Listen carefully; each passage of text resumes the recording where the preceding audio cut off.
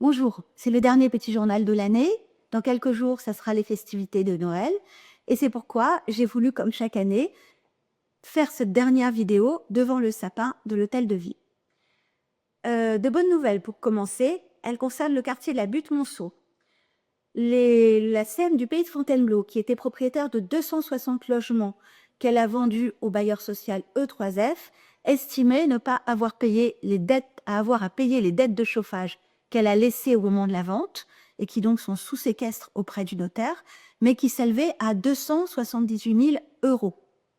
Eh bien, le juge en a décidé autrement et la SEM vient d'être condamnée à payer la totalité de ces 278 000 euros à l'AFUL Chaufferie. C'est donc, d'une certaine manière, l'ensemble des copropriétés qui sont chauffées par la chaufferie qui peuvent être heureux de cette décision, puisque ça va apporter cette somme qui manquait dans les comptes de l'AFUL.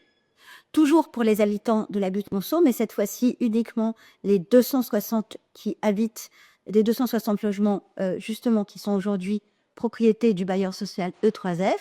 La grande opération de rénovation, ventilation, isolation a démarré. Nous avons commencé par une consultation des architectes il y a quelques jours. C'est un process qui va être long, mais en tout cas, il est enclenché.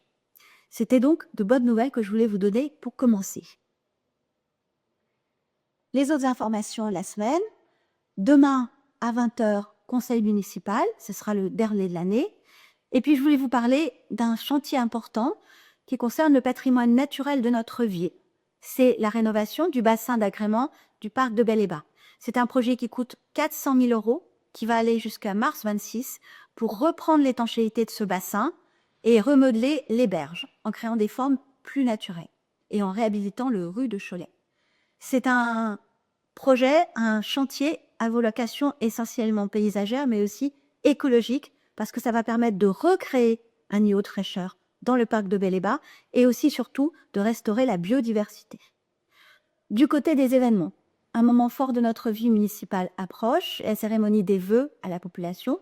Ça sera vendredi 30 janvier 26 à 19h et je serai très heureuse de vous retrouver à la Maison dans la Vallée qui sera rouverte. L'entrée est gratuite, l'inscription est obligatoire parce que le nombre de places est limité.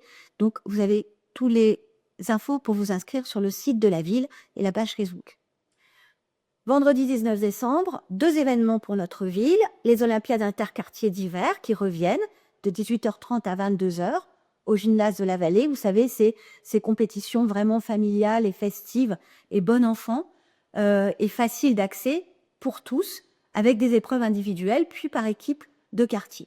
Et c'est libre, bien sûr, mais il faut également s'inscrire. Je vous renvoie là aussi au site. À la Maison des Jeunes, de 20h à 22h, on aura une soirée slam et scène ouverte pour les jeunes de 16 à 22 ans, avec le soutien de l'association Panorama. Là aussi, c'est mieux s'inscrire auprès de la Maison des Jeunes. Samedi 20 décembre, c'est comme chaque année le ciné Noël pour les enfants de la ville.